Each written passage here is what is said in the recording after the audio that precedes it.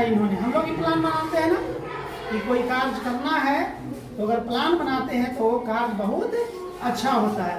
तो इन्होंने प्लान बनाया कि राष्ट्र का विकास कैसे हो, तो इन्होंने 5 साल का प्लान बनाया, जिसे 5 यानी 5 ईयर प्लान कहते हैं, 5 वर्षीय योजना कहते हैं।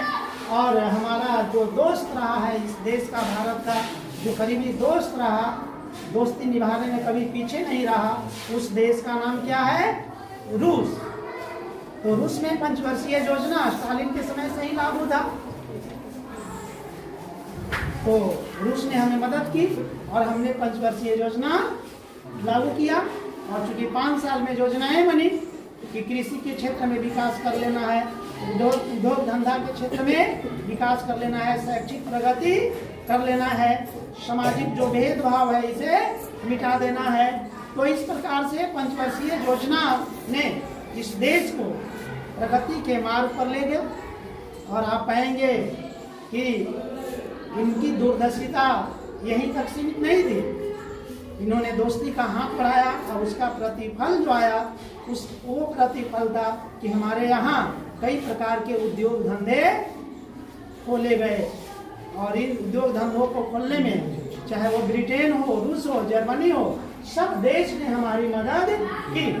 तो कहीं ना कहीं नेतृत्व का गुण जाता है।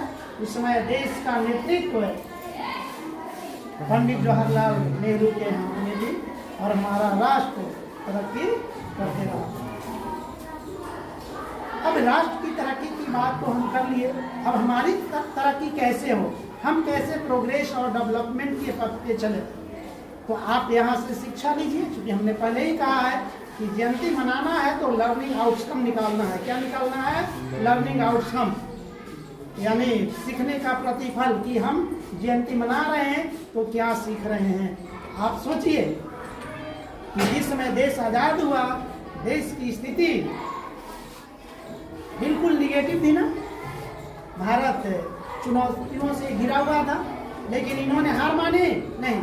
तो पहला सीख तो मिलता है कि चाहे लाख चुनौती हमारे सामने हो, कितनी भी विकट परिस्थिति क्यों न पैदा हो, हमें पॉजिटिव थिंकिंग करना है। क्या करना है? पॉजिटिव रहना है। अगर उस समय पॉजिटिव नहीं होते नेहरू, तो हमारा राष्ट्र प्रगति के पथ पे चलता।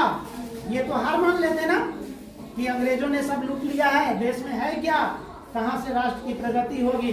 लेकिन इन्होंने हार माना नहीं माना, इन्होंने मदद ली ना दूसरे देश से, लेकिन पहले इन्होंने पॉजिटिव सोचा कि नहीं, राष्ट्र का विकास हो सकता है। वैसे ही प्यारे बच्चे, हमारा भी प्रगति दिन दुनी रात चौगुनी हो सकता है ना, लेकिन इसके लिए हमें पॉजिटिव थिंकिंग करना है कि जो संसाधन हमारे पास है उसी संसाधन में हमें एजुकेशनल जो डेवलपमेंट है, कैरेक्टर बिल्डिंग है, वो कर लेना है ना। संसाधन का रोना तो नहीं रोना है, हमें शिक्षा मिल रही नहीं इनसे। इन्होंने संसाधनों का रोना रोया होता तो क्या राष्ट्र प्रगति के पथ पे जाता। तो संसाधनों का रोना हमें नहीं रोना है, जो संसाधन है उसी संसाधन का उपयोग करके हम प्रगति और विकास के पथ पे चल सकते हैं। हम लोग विचारों में अक्सर बोला करते हैं ना मॉर्निंग असेंबली में कि positive thinking is the power house of mind, used by it you can solve various types of problem. यानी जो सकारात्मक सोच है मस्तिष्क की, इसका प्रयोग करके आप बहुत सी समस्याओं का हल निकाल सकते हैं।